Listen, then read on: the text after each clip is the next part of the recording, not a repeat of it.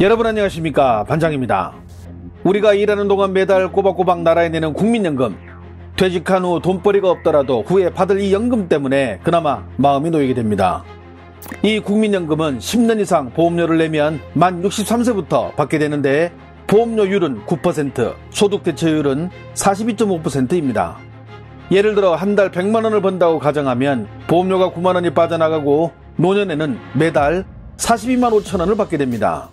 하지만 이대로 가면 2040년 이후에는 기금이 급감하다가 2055년에는 아예 고갈되고 마는데, 이렇게 곡간이 비는 이유는 저출산과 고령화가 주된 요인입니다. 출산율 하락으로 연금 낼 사람은 줄고 수명이 길어져 연금 탈 사람은 늘어나는데 경제성장률은 갈수록 쪼그라들기 때문입니다. 현재 우리나라의 인구 감소는 거의 재앙적 수준이라 할 수 있습니다. 지난 2월 23일 통계청이 발표한 인구 동향을 보면 지난해만 인구가 12만 명 넘게 감소했는데, 더 주목할 점은 2021년 5만 7천 명이 줄어든 것과 비교하면 1년 만에 인구 감소폭이 2배 이상 증가했다는 부분으로 인구 절벽이 본격화되고 있음을 알 수 있습니다. 교육비 등 육아 부담이 증가하는 데다 내 집 마련은 엄두도 안 나는 높은 주택가격에 젊은 세대들은 결혼이나 출산을 주저하게 되는 것이 인구 소멸의 주된 요인으로 작용하고 있습니다.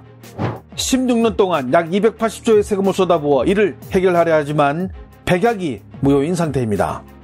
우리나라의 65세 이상 노인 인구는 현재 900만 명을 넘었는데 2년 뒤 2025년이 되면 65세 이상 노인이 전체 인구의 20%를 넘는 초고령 사회로 진입.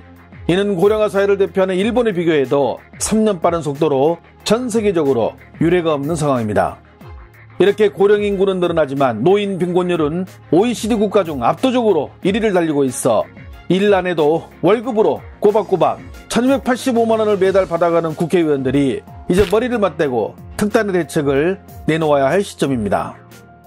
중국의 재정경제 전문가이자 중국과 홍콩에 본사와 지사를 두고 있는 헝타이 증권의 니우주왕 CEO는 한국 사회의 이런 문제점을 정확히 지적함과 동시에 중국은 한국보다 더 심각하다고 강조했습니다.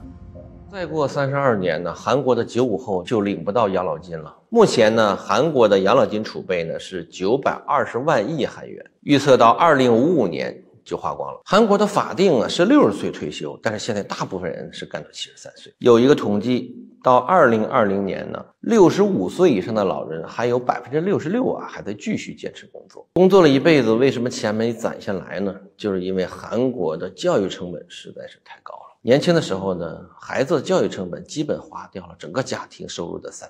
按统计呢，韩国现在社会的最低生活标准呢是145万韩元，但是退休金定的标准呢也仅有88万，合人民币也只有5000块钱。再有一个呢，靠子女养老在韩国也不可行，因为年轻人呢除了承担孩子的教育成本，还要买房子，这样的话他年轻人的工资呢也就所剩无几，没有能力赡养老人。所以像韩国面临的这种状况呢，实际中国和日本也都一样，同样面临着老龄化、少子化和养老金不足的问题。从生育率上来看，亚洲国家也不行啊。中国、日本、韩国的生育率平均 1.5， 全球平均 2.3。 所以说呢，在养老金问题上啊，韩国大概在2055年耗尽，而日本更早2050年。中国的养老金实际比他们还紧迫，按社科院的预测呀，2035年就没了。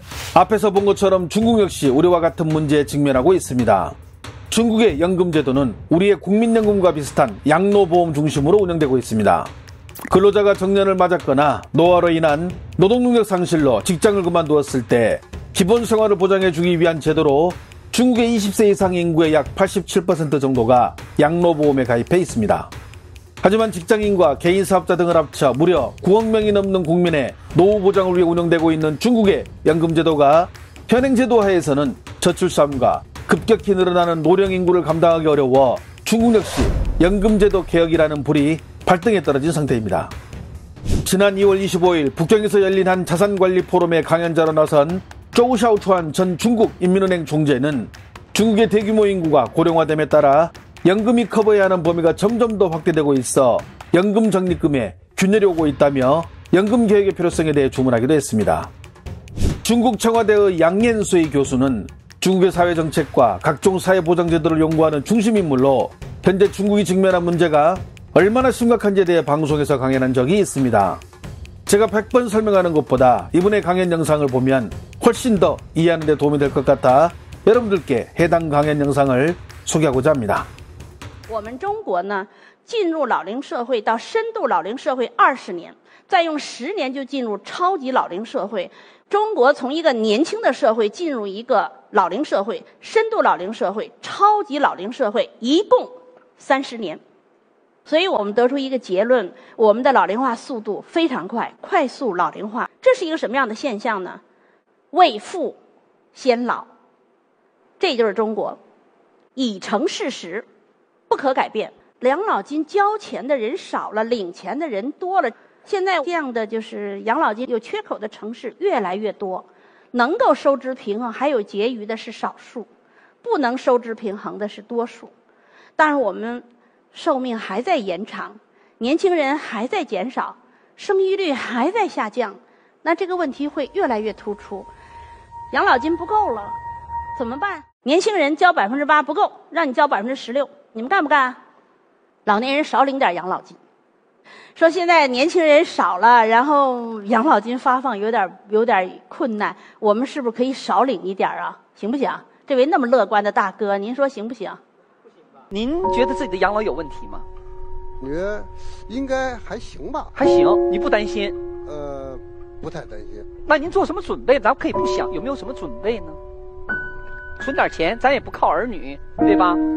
你是不是觉得反正到时候我真有什么事儿，我的社保啊各方面都能给我解决掉，是不是这么想的？可以，我感觉应该是差不多。真好，有这么乐观的生活态度。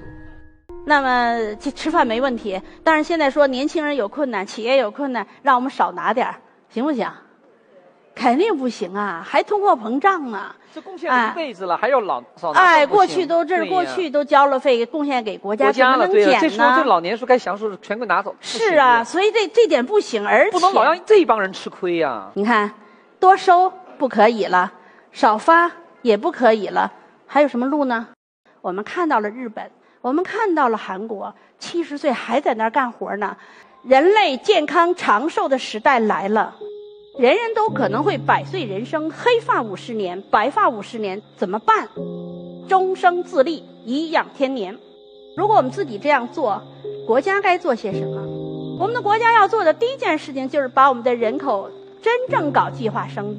养孩子太贵了，买房子太贵了，能不能把这个问题解决好一点？国家的人口不能光看总量啊，更要看年龄结构啊。做好真正计划生育。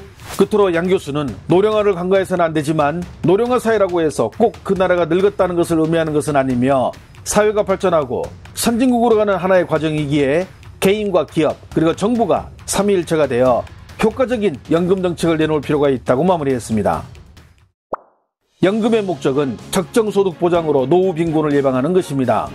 이 목적을 상실한 재정 안정화 개혁은 지속 가능하지 않을 것입니다. 대비할 시간은 충분하기에 정치권과 각계 전문가들이 머리를 맞대고 위민 정책을 내놓았으면 하는 바람이며 만약 자신 없으면 걷지 말기를 바랍니다. 좋아요와 알림 설정은 제가 영상을 만드는데 큰 힘이 됩니다. 시청해주셔서 감사합니다. 행복한 하루 보내시길 바랍니다.